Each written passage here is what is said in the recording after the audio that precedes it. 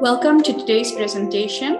My name is Aisha, and we are recording a session with Nadia Vally, who is one of our first guests that we'll be hosting. Start off by telling you a little bit about the Atelier. It is a creative space. There is a physical space and an online space which we are currently developing, and it is space for general creativity. What we focus on, or my focus is on watercolor, but we'd like to source creatives who are either masters in their field or who are specializing in a niche area of creativity, and creatives who have a passion for teaching. Thank you, Aisha, and always a big thank you to you because you encouraged me to do this and to get on with this. I have my first degree in architecture, and I studied at Wits University. I qualified as an architectural designer and practiced for about 12 years in South Africa. And an opportunity came up where my husband was offered a job in Saudi Arabia, and we've been living here for the last 4 years. During the lockdown, I had the opportunity to study again. It's always something that I wanted to do, especially go into studying Islamic art and architecture.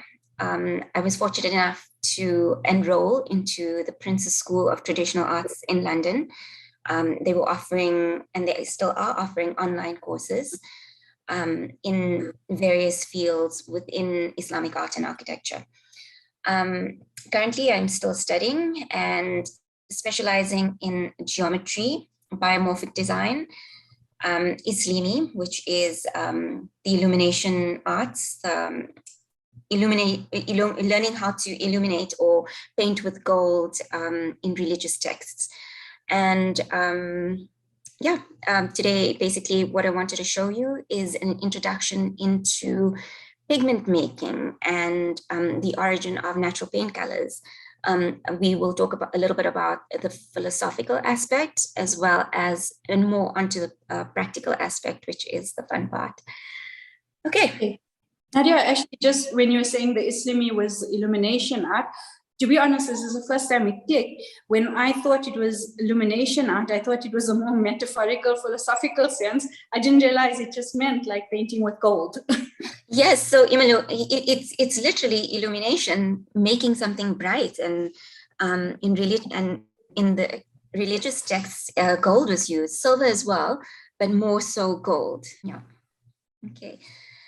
Okay, so what are the traditional crafts and sacred arts in this context?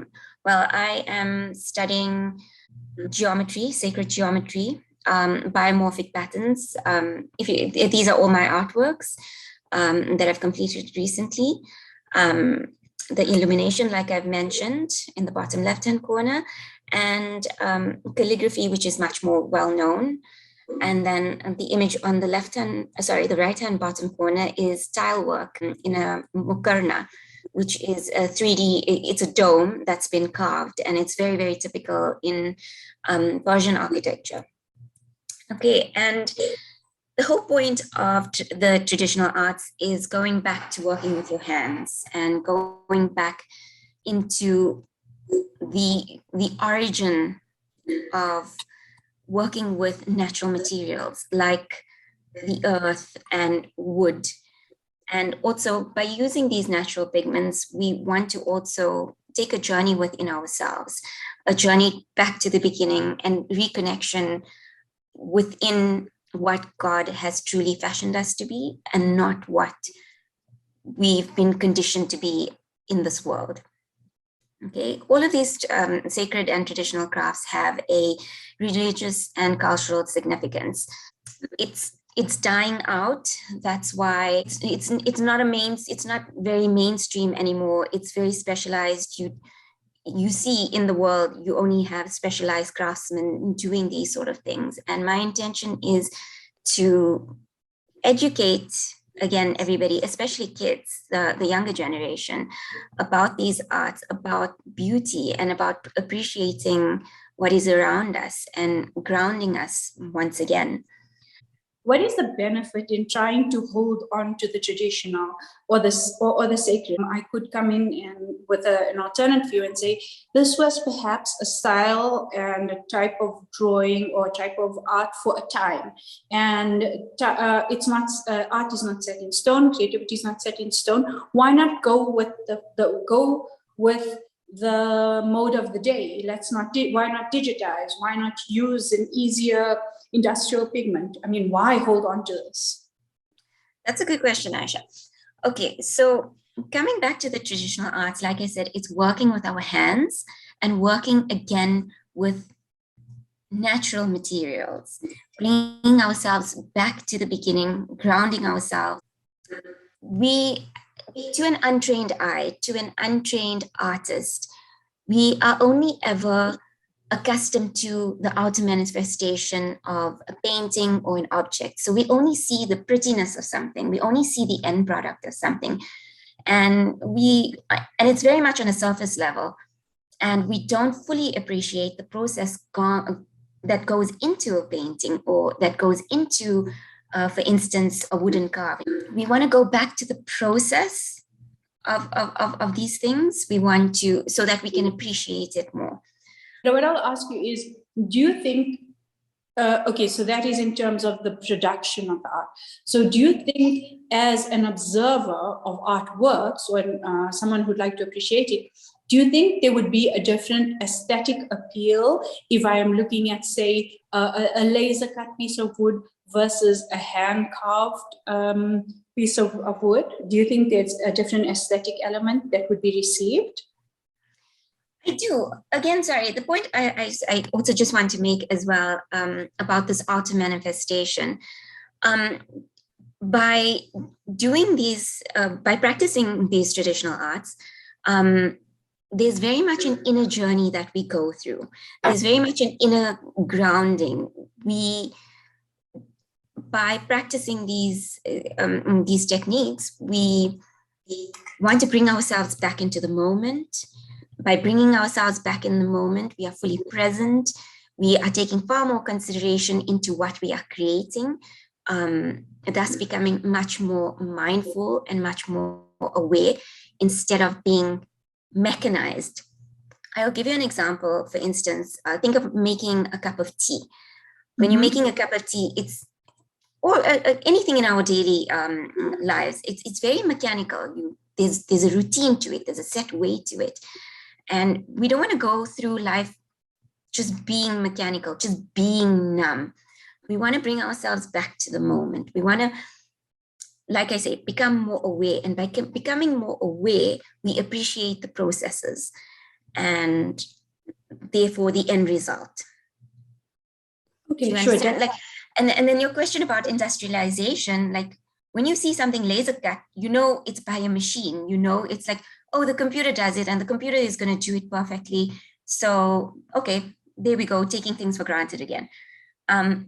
Whereas you see this piece of wood that's been carved and there might be a little bit of a mistake on it. And the artist's hands are in that piece of wood, if that makes sense. And I feel that it has. What I was trying to sort of maybe draw out whether you bought into the concept that the process that the artist that you go through in creating these works, the essence sort of reflects through the work.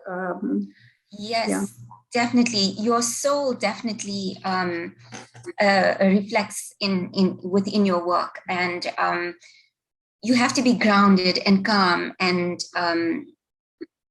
paying attention to detail. I'll give you an example.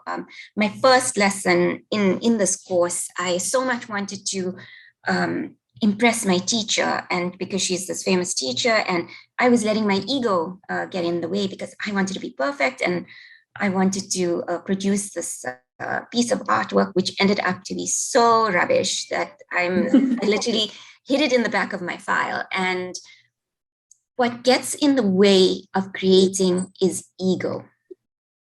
That's what gets in our way with a lot of things. Our egos get in the way. And again, by practicing these traditional arts, by going back to the beginning, by centering ourselves and grounding ourselves and remembering our connection to the divine.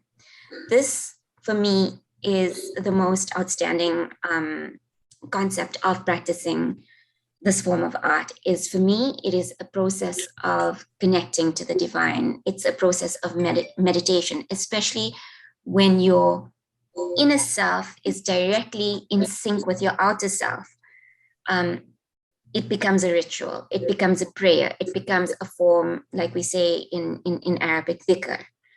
And this is essentially what I would like people to become aware of, that they, for me, I feel that the arts, nature, of course, is another way of having a link to the Almighty.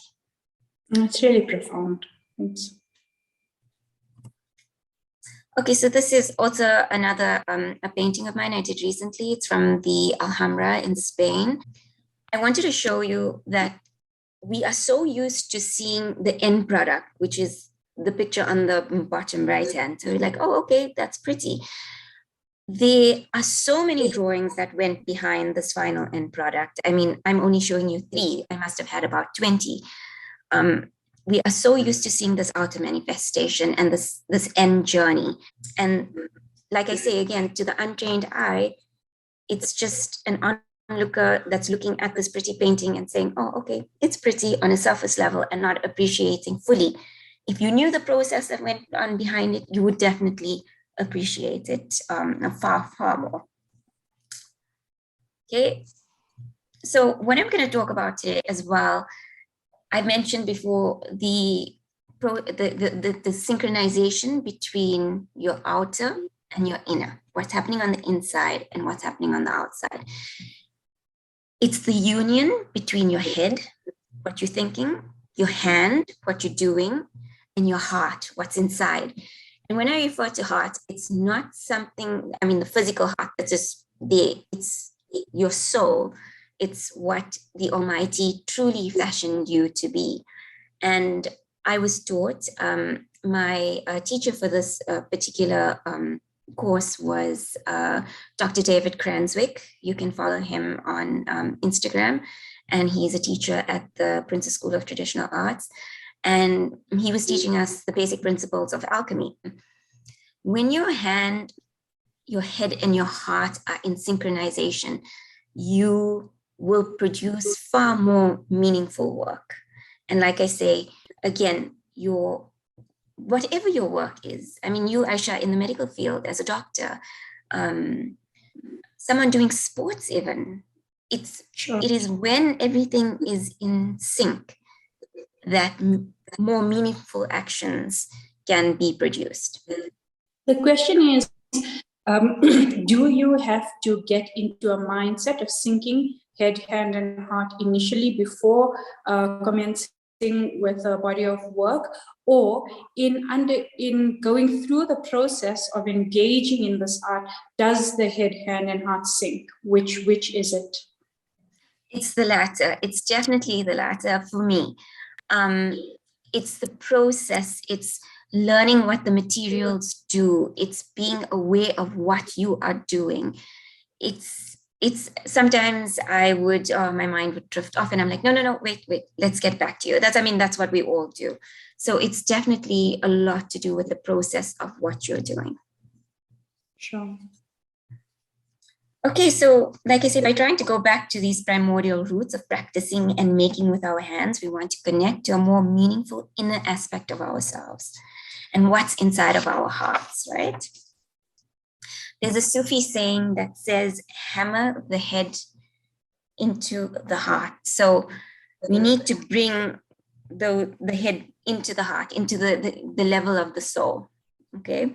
And real knowledge lies within the heart. Whatever we want is already inside of us. It needs to come out. Everything is already there.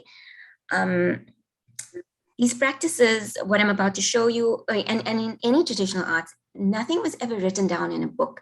It came with practice. And it's what our teachers also tell us. In the course, we were not given any form of textbooks or even while practicing architecture. I mean, we always had open book exams. I think even when you're studying fine arts, it's everything is within you. It's already there.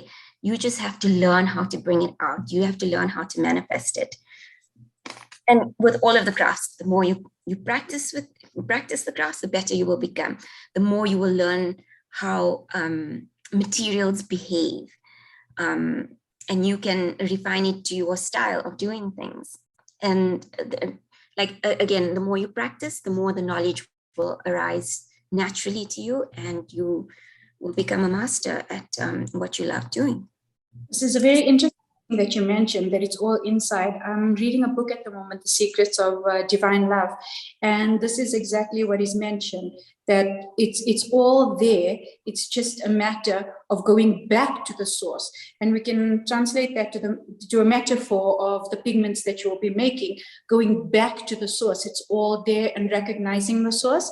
And that relates to also like that state of fitra that we believe in, like that primordial spirit or energy that is in each of us.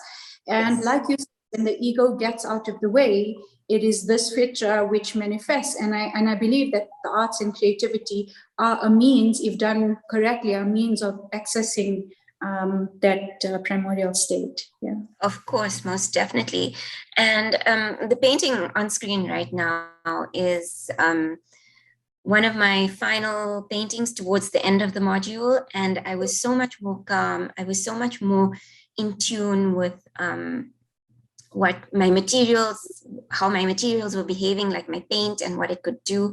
And I produced something far more calm, far more, I wouldn't say controlled, because we are never in control. Ultimately, it is only the Almighty that is in control. So we also need to surrender to that. Every day we want to take control of our lives and every aspect of it, and we need to let go. What material did you use to paint with, Nadia? Okay, this specifically was just watercolors from the store. It was Winsor & Newton, you can see in the picture. It was just normal manufactured paint. This particular model, I had not, at this particular time, I had not done the traditional paint and pigment making module.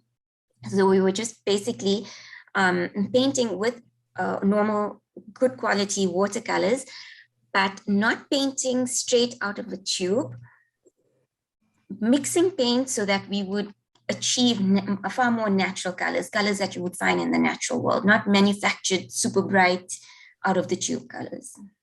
Okay, sure. So, as you can see in the picture, very subtle, very calm, sort of at peace when you look yes. at the drawing.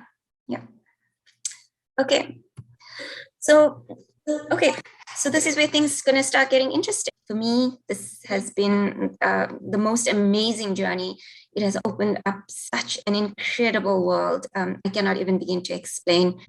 And I really would like to bring this world into our community and open up our children's eyes and artists, everybody who's willing to learn. I would really like to bring this knowledge to you. On your screen, you can see, I don't think anybody can recognize what these materials are. This is what a traditional artist's palette looks like. It consists of, I'll start at the upper left-hand corner, that is madder root. Madder root is usually found in France, and I think during the 14th century, if I'm not mistaken, it was their main source of income. It's a very prolific root system, and I'm going to explain to you what we're going to do with it. Right, in the middle is cochineal beetle. On the top row, middle, right, and then on the top right-hand corner, we have unripe Persian berry. These three on the top are organic pigments. Organic meaning it comes from a plant or an insect origin. Okay. The next line are rocks, and cinnabar rock is the red one. Azurite is the middle one, which is the dark blue, and malachite, which is the green. And cropped out of my picture, the turquoise right at the bottom is Chrysocolla. These rocks form the group of mineral pigments, mineral meaning coming from the earth. So all of these rocks are formed deep down within the earth and are found naturally in these colors and in these states. And I will show you how to make them into watercolors or paint, oil paints or whatever binder you choose to use at the end. Missing from my traditional palette, believe it or not, are chicken bones. And chicken bones are used to produce the most amazing black color. You use your normal chicken bones. After you eat, you wash them out nicely. You leave them in the sun to dry for a couple of days. And then you wrap them up in some foil and you char them either in the oven or on the stove on very, very, very high heat. Or if you're making a braai, you chuck them in with the coals and you burn the bones absolutely black. You can check periodically, you can open up your foil to check how black they are, but they must be absolutely black. And you can grind them down and mix in some gum arabic and you'll have a lovely black watercolor. Have you tried that? Yes, we have tried it. It's super stinky. So I would advise you guys to, if you want to try it, to do it outside on a braai because it's really, really stinky. Another material missing is gall nuts. Aisha, do you know what a gall nut is? Nope, never heard of it. Okay, so gall nuts are basically formed on an oak tree. A specific species of wasp stings the oak tree, and the oak tree reacts like how we would react if we got a sting. The oak tree reacts by forming a lump. Wow. When this lump is formed, the wasp goes inside to nest, and these gall nuts are formed. And when the wasp leaves, I think they fall off the tree, if I'm not mistaken, or they harvested, like cut off the bark. And you can take these gall nuts and grind them into a fine powder and mix them with some water and use it as an ink. It's really, really cool. It's really super cool. Okay, so I was explaining to you there are two types of pigments. I'm going to quickly go through this slide because this is an entire subject on its own, how the colors, the mineral colors formed in the earth, so the rocks, right? The rocks that I just showed you, how they correspond to the planets. So in this particular sketch was done by one of my tutors. Her name is Amna Faraz, and she's an absolutely brilliant artist. You can also follow her on Instagram. And it just shows how the sun is has a correspondence to gold, Mercury with the color vermilion, the moon silver, and then Venus it has a relation to copper. So the rocks that I showed you, the malachite and the chrysocolla and the azurite, are formed inside the earth when copper reacts with certain other substances to form these beautiful colors. So you can see in the slide, I've just written the corresponding rocks to their planets. Okay, here up close again, we've got the rocks in their natural form. And to start processing them, we would need a mortar and pestle, a very heavy mortar and pestle, like a stainless steel or a brass one, to crush the rocks, because obviously they're hard. And if you're going to do it in anything besides the stainless steel one, you're going to break your mortar and pestle. I'll explain to you what the other mortar and pestle is as we go along. Okay, so let's go on to the next slide. Okay, so you take your rocks. So the first step in processing, now we're going to process, I'm going to take you through the steps of actually making the watercolor from crushing the rocks into painting. So the first step we have right here is taking our solid piece of rock and crushing it in our steel mortar and pestle. This is the malachite. This is it going into finer pieces, and then eventually into a powder. And when it gets to this powder form, you make sure that there's really no big particles left inside. And then you transfer it into, I have here a marble mortar and pestle, but preferably you need a ceramic mortar and pestle because it's the ceramic mortar and pestle has such a smooth surface, it enables the particles to be ground down even finer. Okay. Okay, this is the Chrysocolla going through the same process.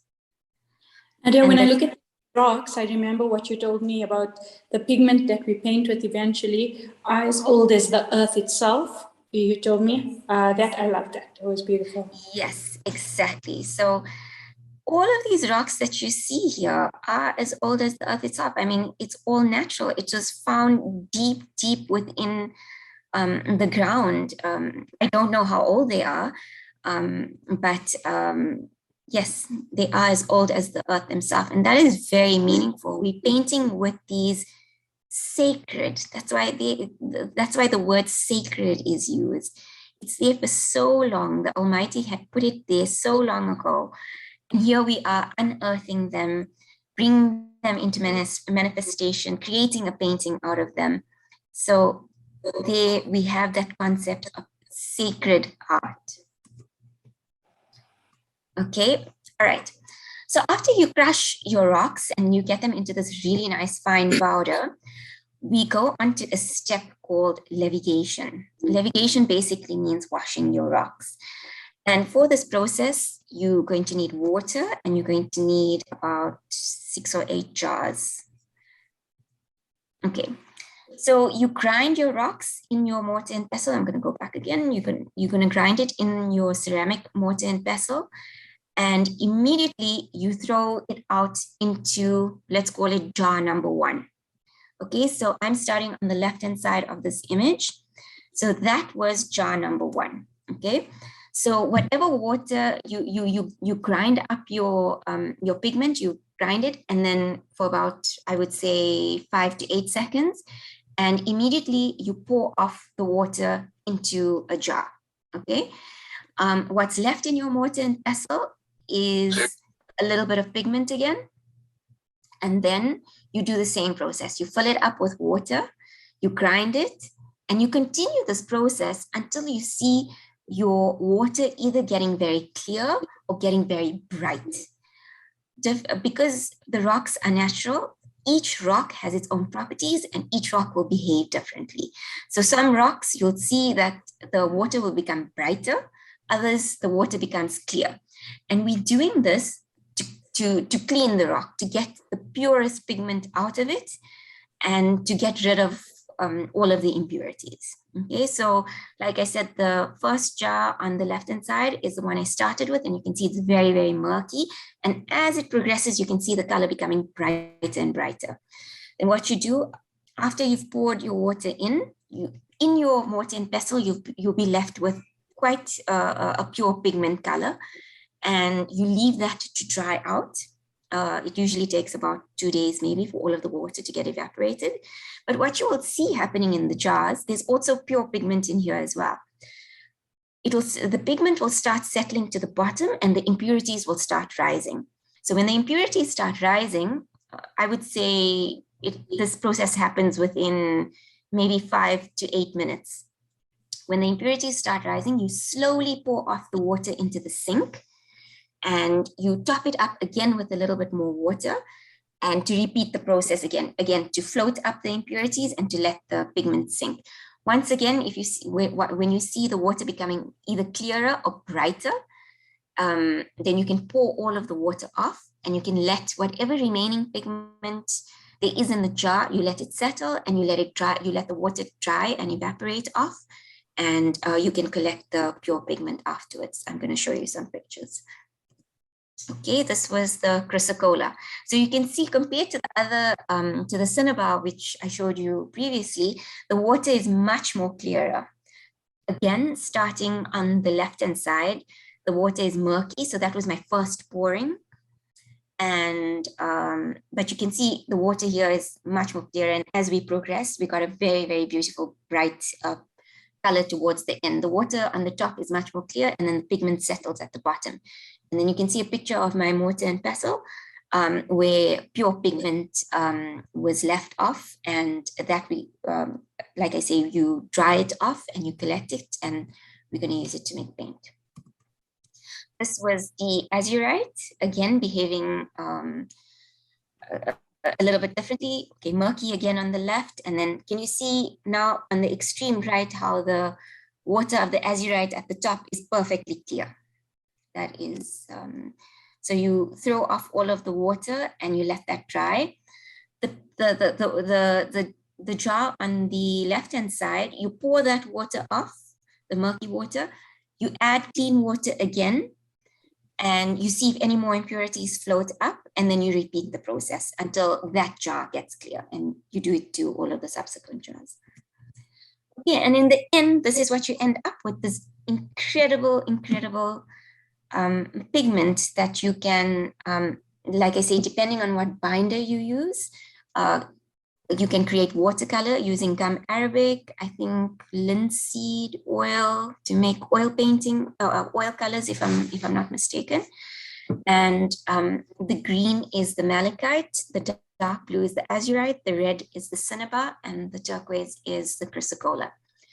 And also to keep in mind that I'll show you towards the end of the presentation how the, what's the word I'm looking for? The consistency of each of these rocks are so different when you paint them. Some give a very transparent color, some give a very opaque color. Is that just the characteristic of the rock itself or the pigment? It's the characteristic of any natural pigment. Each one is unique.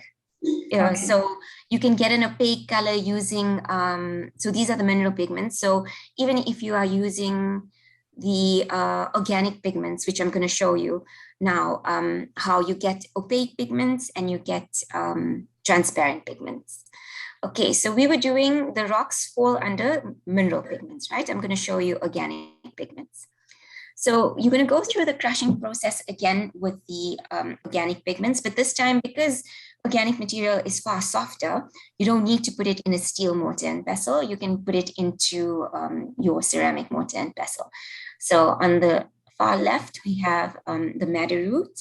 We have in the middle, the Persian berry, and on the right-hand side, we have cochineal beetle. Okay, so I wanted to show you one of my favorite materials to work with, which is cochineal beetle. And these are actual little beetles found on the underside of a specific cactus species found in Mexico. And these little bugs are a pest to the cactus. And you can go out and harvest these little beetles by picking them off the cactus and drying them out and crushing them to produce one of the most magnificent colors I've ever seen. And cochineal is very, very often used in coloring cosmetics like lipsticks and lip glosses. And also, surprisingly enough, it's used in the food industry to give a very brilliant color. And Aisha, I want to ask you if you know what color cochineal will end up yielding. I take a guess and say gray. No, not in the least. I will. Okay. Sorry. Okay, so I'm going to leave you guessing still for a while, and I'll explain to you the process. Okay, so the organic pigments are produced slightly differently. We can't just crush them and get them into a powder as easily. So as a result, we have to make up a solution of lye. Lye is also used in soap making. It's what we find in soap, and it's a combination of soda ash and warm water. And Aisha, I must bring to your attention as well, there are recipes for each. There's certain recipes for each of these things. They aren't exact recipes. It's just a guideline, and you can improvise. Well, not improvise, but it's a more or less amount and quantity. Okay, so you mix in the lye solution, and then you strain it through a muslin cloth, and then you leave it overnight. Okay, so to form these pigments, these organic pigments, I showed you, we mixed it with the lye solution. The next step is called precipitation, is where we add an alkali solution to this lye solution that's been sitting overnight. And it's made up of alum crystals and boiling water.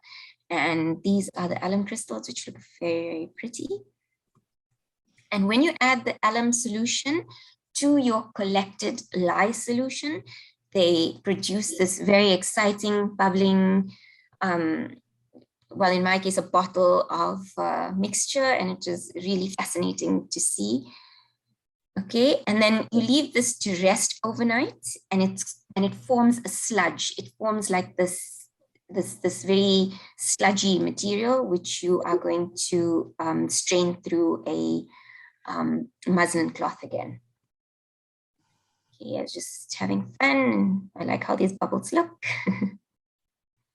Okay, so the same process you repeat with the Persian berry, and on the right-hand side, this was the cochineal, and the cochineal beetle, this is the color that it produces, the most outstanding pink color. And this is quite a delight to see.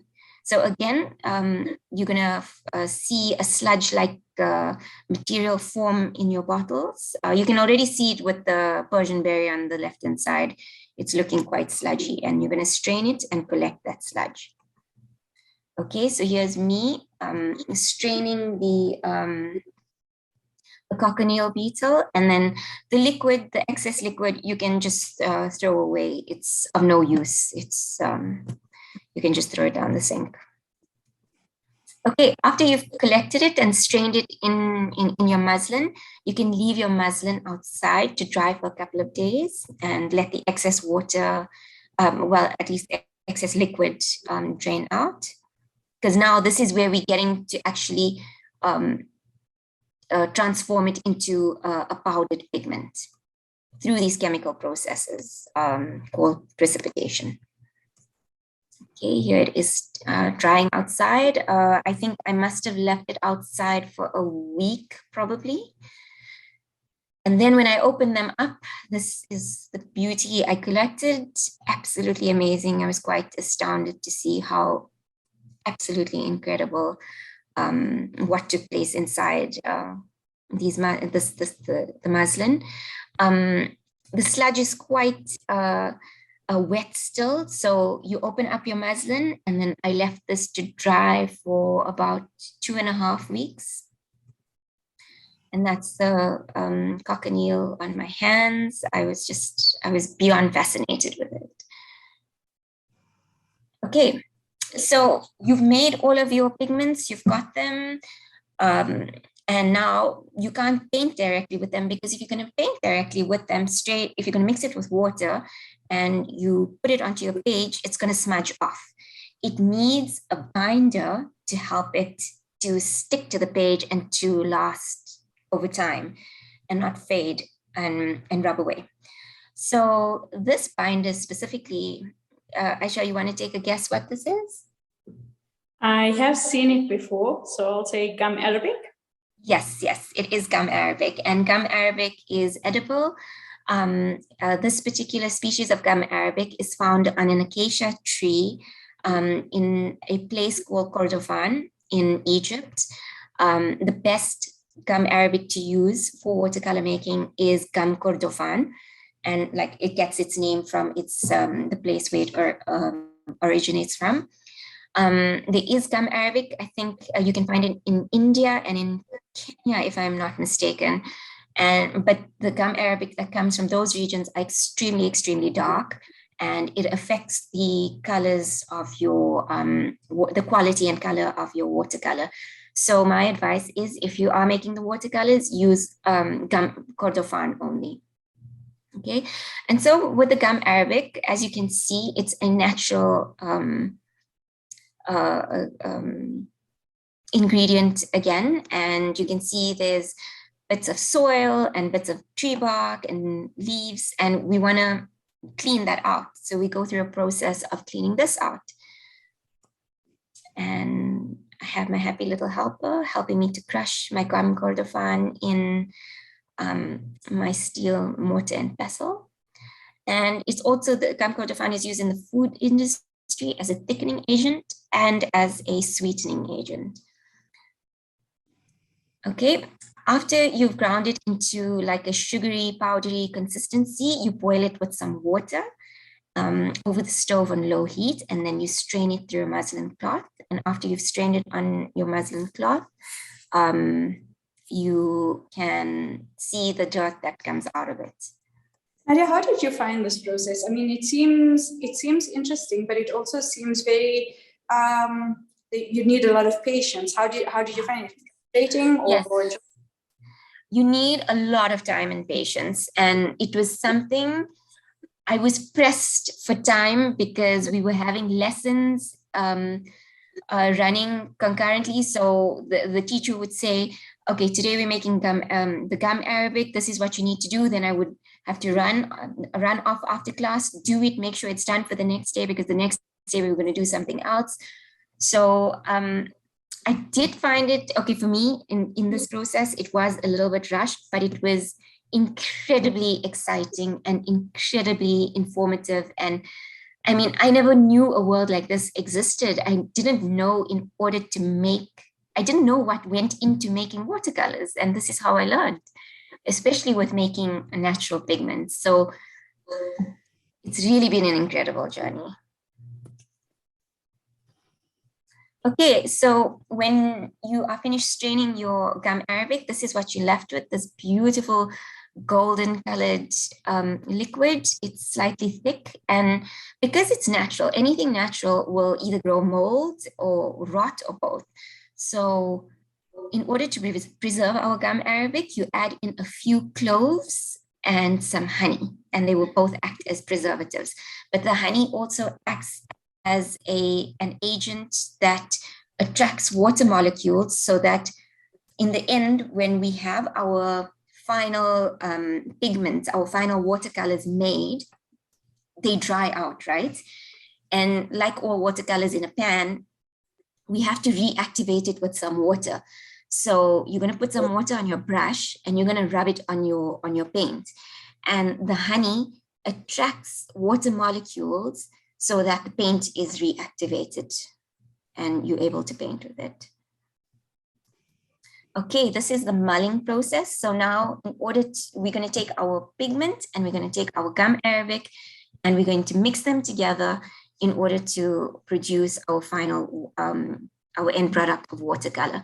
So can you see my arrow? Yes. Okay, so this is called a muller. A muller is this little glass tool that you use to make the pigment powder even more fine than it is, because we want a smooth watercolor. We don't want any little grains while we're painting. And you need a very smooth surface, like a piece of granite or a piece of glass in my case. This is just a little spatula and just a little teaspoon. And then I've got my homemade gum Arabic. I've got store-bought gum Arabic, and I've got some honey here. Sometimes you can add a little bit more honey to your pigment if you see that it's feeling a bit dry, or if it will feel dry. The pigment will tell you what it wants to do. And I have a little shell here to collect my end product, because traditionally paints were stored in shells. So I'm going to show you how that looks in the end. So this was the madder root. After the madder root, if you remember back when we added the lye solution, it had like an orange color. So this is what it looks like. You add a little bit of water and you add a little bit of your gum Arabic and you start grinding in a clockwise motion. And I'm saying clockwise motion because energetically, clockwise means bringing something into being. The direction of clockwise indicates going from the unknown and coming into the world of the known, the world of manifestation. That's the clockwise movement. Going in an anti-clockwise motion means going back into the origin, back into the unknown. Okay, so usually my teacher told us, like, when we are doing things, grind in a clockwise motion, bring things into the moment, bring things into the here and now, because this moment right now is the only thing we have. Nothing is promised to us. Yesterday is gone and tomorrow is only an illusion. So again, bringing that principle of being mindful and aware and coming back and centering yourself so that your inner and your outer become in sync. So after I've ground, after I've ground up my pigment, this is what it looks like. You scoop it off your glass or your granite surface and you store it into your little shell.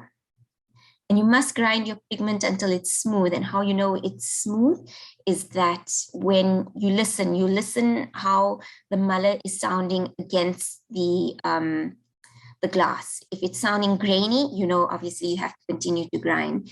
If there's no sound and it's sounding smooth, you know you've reached the end and you can collect your pigment. So, sorry, Nadia, it sounds as though you're really engaging a lot of your senses, which helps to be in the here and now. So it's not just the intellect or the mind, you're engaging more than that.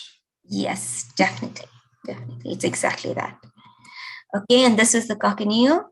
So you can see as I'm progressing, and you'll see in the following pictures, how some of the pigments are transparent and some a little bit more opaque. This is the cochineal petal. And this is the azurite. You can see how transparent the azurite is. Very, very thin and transparent and very ethereal.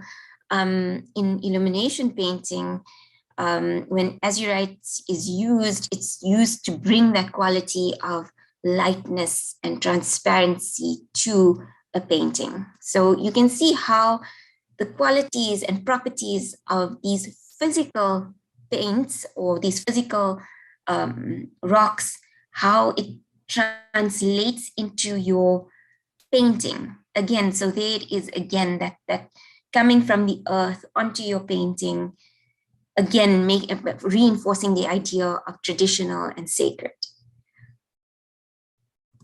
Okay, so we all don't live in a place where we can go out and collect rocks. And for me, for instance, I mean, I live in the middle of the desert and it wasn't really easy just going to a mountainous area and looking for these pretty rocks. I had to order it from a specialist place in London.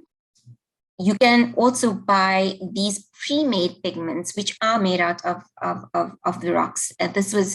I have some pre-made pigments, store-bought pigments from a shop in London called Cornelissen and Son. They are the oldest pigment sellers in London, all natural pigments. So the process here, so basically the crushing and the washing was done for you. You buy these pigments and you can add them you just need to add the gum arabic or whatever binder you want to, and you can mull it like how I showed you and store it. And this is our end product, which is absolutely amazing. On the far left, I've got all of the rocks, which are the mineral pigments, the malachite, the chrysocolla, the azurite, and the cinnabar. Those are our rocks. The middle were our organic pigments, which was the madder root, the cochineal beetle, and the Persian berry.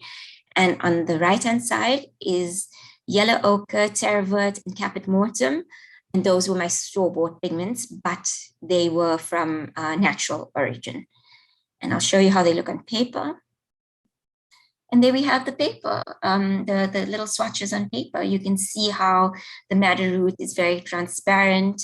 The Persian berry is a little bit more opaque. When we go to the rocks, you can see how transparent the chrysocolla is, how opaque the cinnabar is. And yeah, also with the store-bought as well. The terravert looks a little bit more transparent. The caput mortuum looks a bit more opaque. And because all of these things, again, are from natural origin, they will behave differently. So thank you for this. That is the end of our presentation. Thank you. I hope it sparked some sort of new interest and gets you thinking about this world of traditional and sacred arts, and opens up your eyes to also our natural world, what we've been gifted to us. And I hope to come to South Africa soon, inshallah, and do some to do in-person lessons with Aisha. We at her studio, which is amazing, an amazing concept.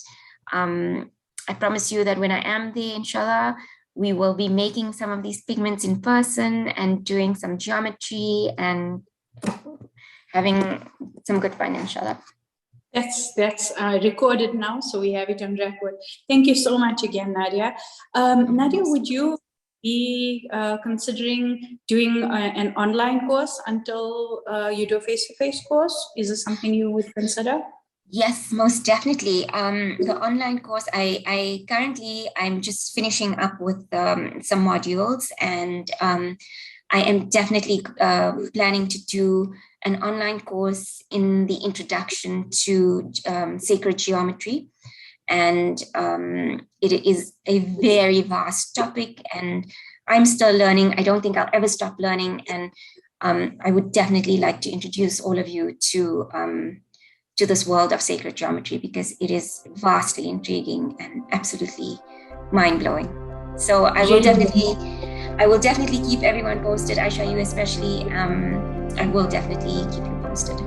Thank you so much. Thank you. Okay.